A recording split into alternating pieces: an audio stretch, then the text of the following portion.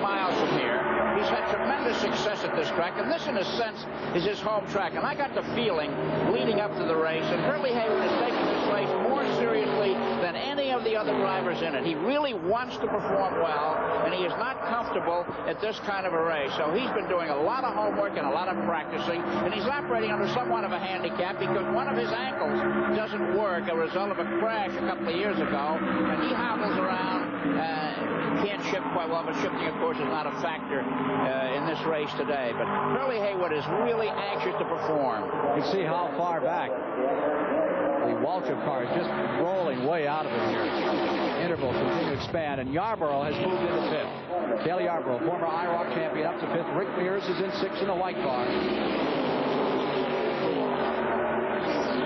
Shuffling a little, you can see Klaus Ludwig, who is actually in sixth. He's been passed by Stook.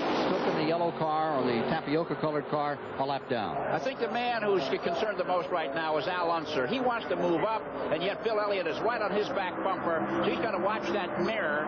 Al is a very, very respectful driver. He always gives the other guy all the room he wants, but he'll race him every inch of the way. And Hurley Haywood just hopes he can stay right where he is. Working the 9th of 40 laps here at the Daytona International Speedway in round one of the International Race of Champions from Harry Gant's automobile. There's Haywood holding right on in second place. There you see Unser in third. Little flicker of Bill Elliott, that number 17 back there in fourth. He looks like he's right on the back of car number 10, but there's a car in between them. You know, these cars have regular automobile mirrors up high above the windshield. Most race cars have such as the IndyCar racers are used to. There you can see the mirror we're talking about right there. There's Bill Elliott looking forward at the back of Al Unser's car. There's Bill Elliott's onboard camera giving you a look at the rump of the Unser car as they go down that 3,000-foot back straightaway at better than 180 miles per hour. You know, Haywood was saying before this race, fourth or better, and he'd be delighted. Well, he's happy now.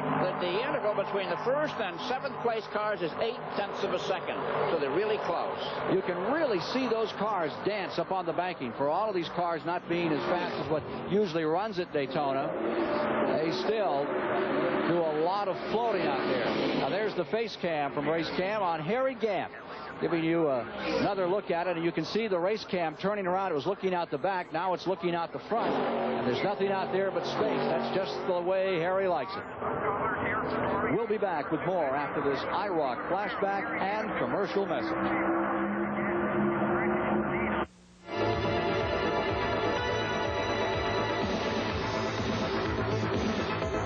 IROC 5, September of '77, Michigan International Speedway. Al Holbert was to set a record he'd just as soon forget. Collecting the outside wall. Got on his roof, and away he went in an accident that also eliminated Tom Sneva and Jackie Ickx. But the IMSA champion Al Holbert will remember this one as the day he set it the record for inverted racing.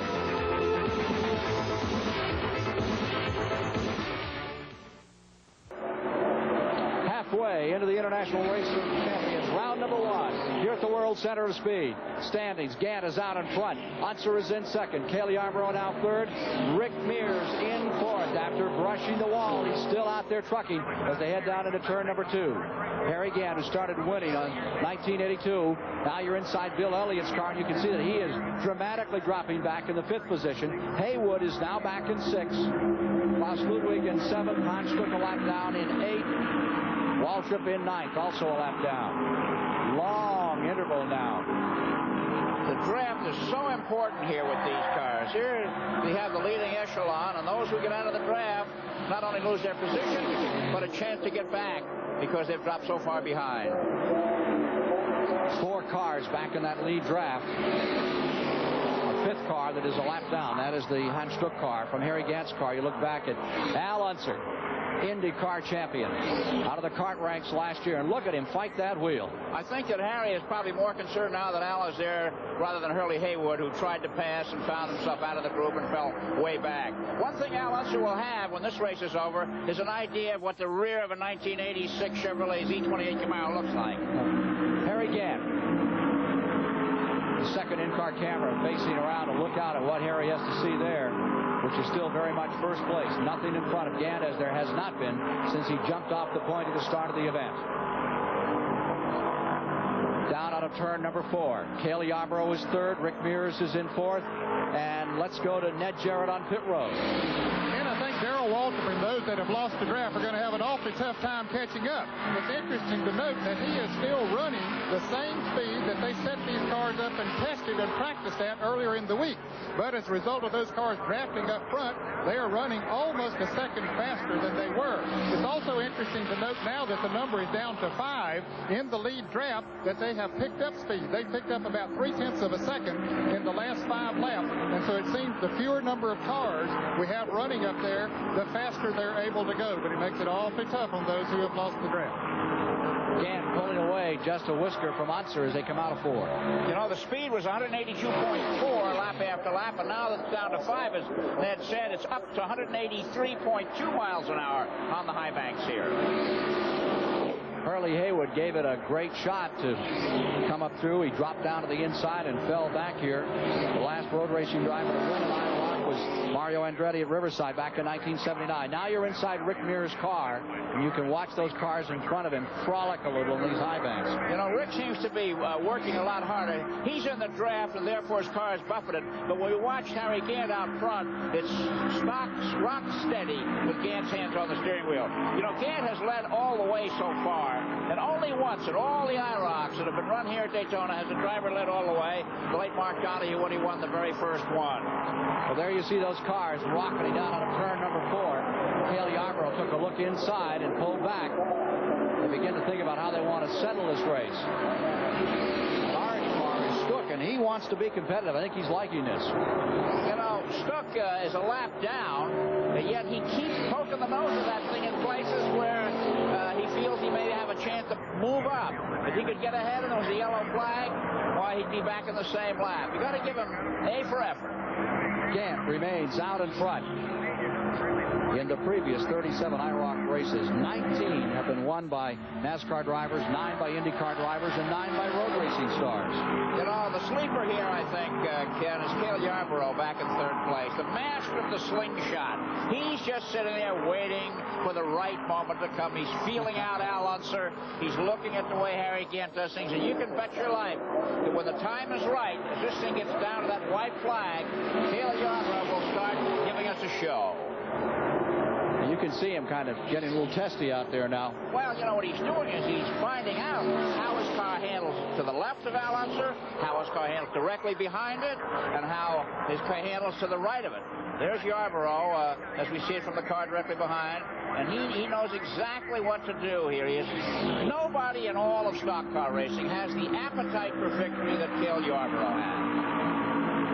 Working the 26th lap.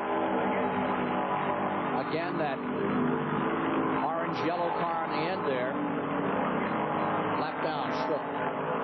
Hans Stuck has tried every possible groove on this race. On the wall again is Mears. He slapped it for the second time, and he spins to the inside. Flats the tires and shakes up the front end. But you know, Hans Stuck learned his lesson. He never wavered. He stayed on the gas and went by with an inch to spare. Mears out of it. Well, here's a break for Haywood. The yellow flag. And a break for Elliott. Big break for Elliott. Yep. So we're under caution for the second time here in this first round of the International Race of Champions. Let's take a look again at what happened to Mears' automobile here. I think his windshield comes out here. Yeah, indeed, his windshield did come out. Rear window, I think. Rear window came. I'm sure it's front or rear, but you saw a windshield pop out there. And Stuck never wavered. Went right by him. From Rick Mears' automobile, let's see what it looked like. You're riding with Rick Mears as he is about to meet the concrete at 180 miles an hour. He feels he's in trouble there now. He took the hit. He's still fighting for control here, but it's going away, sliding, slithering down to the inside, and he's about to make contact to the inside wall. This should be a hit. Long time, and there's that solid wrap. Notice he didn't move the steering wheel. He just hung on for the ride. 90, 95 miles per hour when he socked that inside wall. Rick Mears now in the ambulance after that solid rocketing crash out of turn number 4. Back with a report. After we pause for this, we'll be back with more action after this message and a word from your local stations. Slide, headed for the inside wall. Hard contact here. And for a report on Rick Mears, let's go to Ned Jarrett on pit road. Ken, he was first examined in the track hospital here, now has been taken by private car to Halifax Hospital just as a precautionary measure. Jochen Moss was also taken to the hospital for an x-ray of a possible shoulder injury. We anticipate both drivers are going to be okay.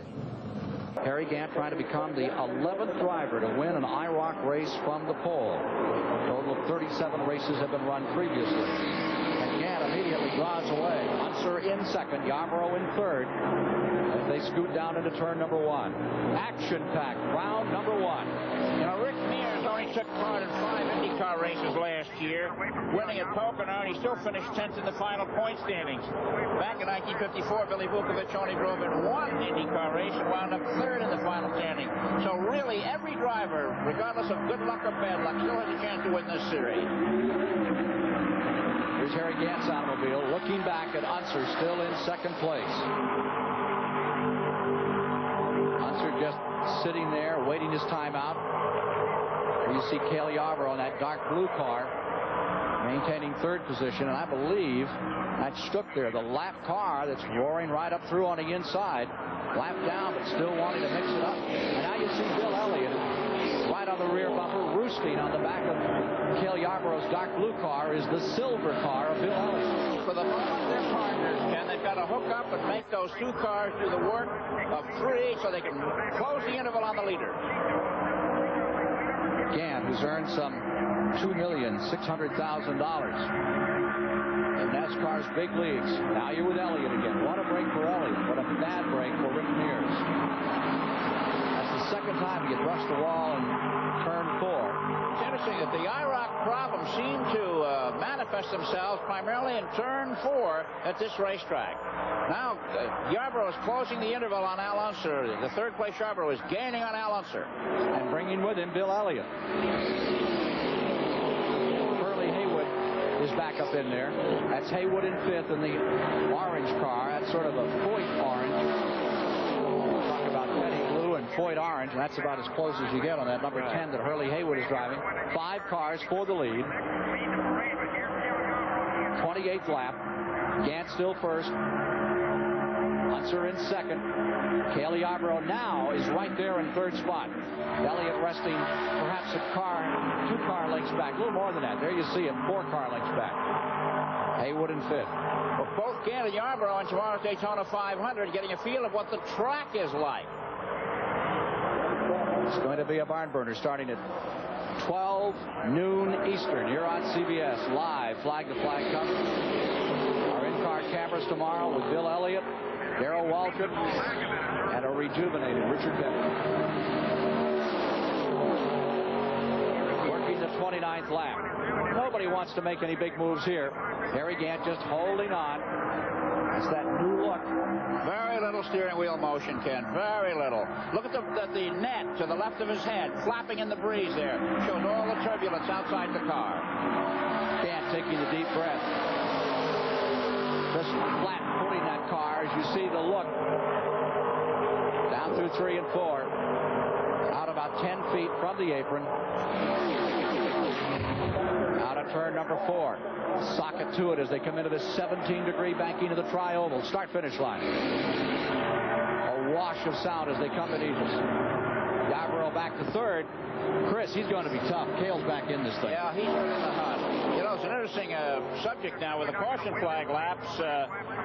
Fuel may be a problem before this race is over. Back they are in this long straightaway, 3,000 feet here, where you want to make your move so many times into turn number 3.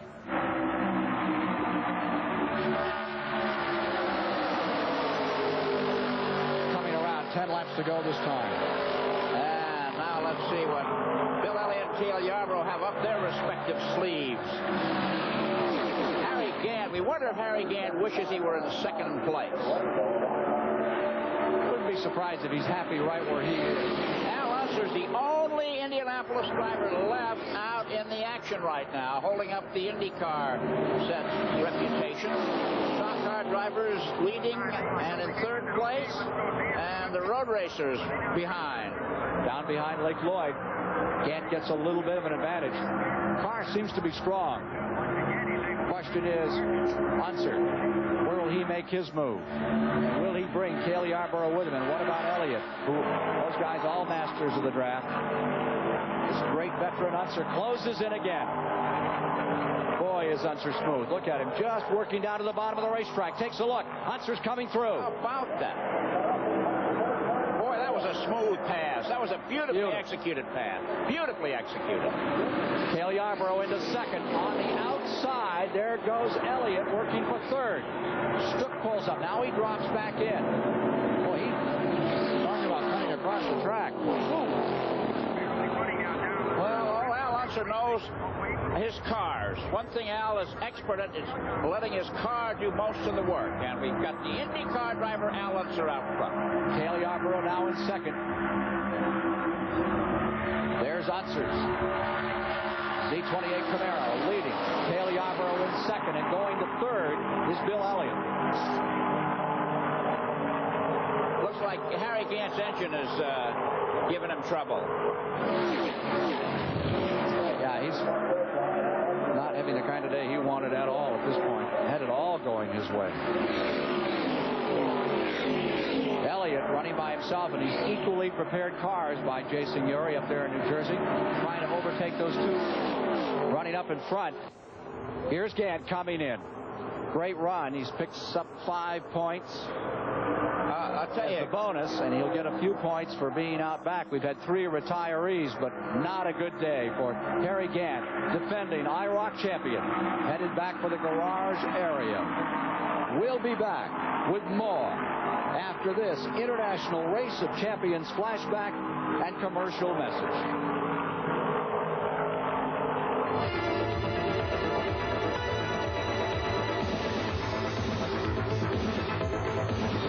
Just 1 year ago here at Daytona that we saw this dramatic finish.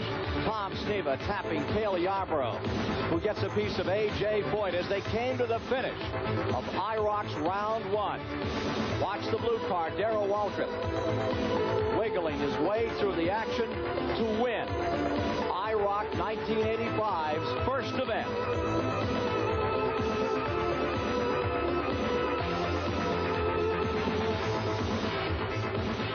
We've got 3 homegrown drivers out in the number 1, 2, and 3 positions. 2 stock car drivers from the south, and Al Unser from Albuquerque, New Mexico, the IndyCar grade. How he'll handle what Cale Yarborough has up his sleeve, and Bill Elliott also, will be interesting to see in just 4 more laps. The question to Cale Yarborough, how will you slingshot on the final lap? This is what he said.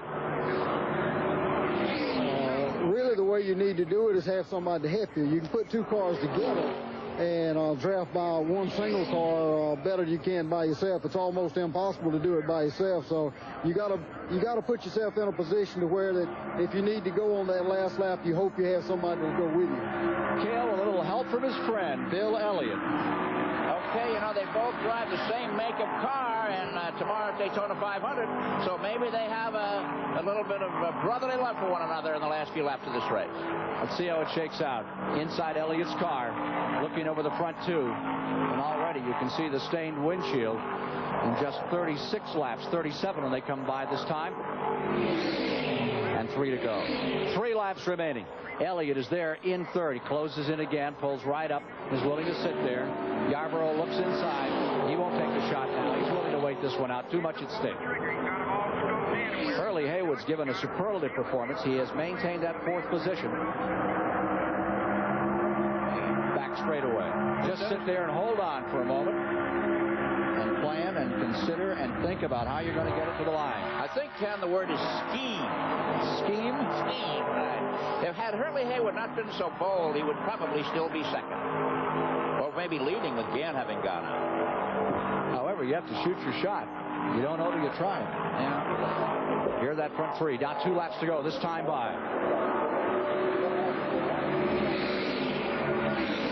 Al Unser, who could drive anything down to a wheelbarrow and make it successful. Here he is with 2 laps to go, out in front. Cale Yarborough trying to set him up, but he has help from Bill Elliott. You heard Yarborough state that what he needed was the second car. He has it there. Now the question is, are there little hand signals going on? Are they beginning to work things out here? Down the back chute another time. Working toward the white flag. Inside Bill Elliott's car. One thing you need for the slingshot is room. Cale Yarborough would have to fall back a little bit to pull off the perfect slingshot so he can get a run at Al Unser. Well, there's room off turn 4 if he can get Elliott to come with him. Field coming down to the tri-oval. White flag is out. 1 lap remaining. Hans Stuck is back drafting with Hurley Haywood. Here you see Haywood, the number 10 car. He's closed in a bit. Elliott falls off just a tickle here in turn number 2. Back straightaway. Cale looks outside. Elliott looking them both over and pulls up. Here we come for turn number 3. Let's see who will draw back on the bow and try the slingshot. Now Hans Stuck is going to see something here. He's back just behind the leading group of 3. Cale goes down low. Unser's right there. Elliott high. Coming down to the finish. Unser using that track perfectly out of 4. Here they come. 1,600, 1,500 feet to the finish. At the line. Beautifully driven, beautifully executed. Given to Albuquerque, New Mexico's Al Unser, winning round number 1 of the International Race of Champions.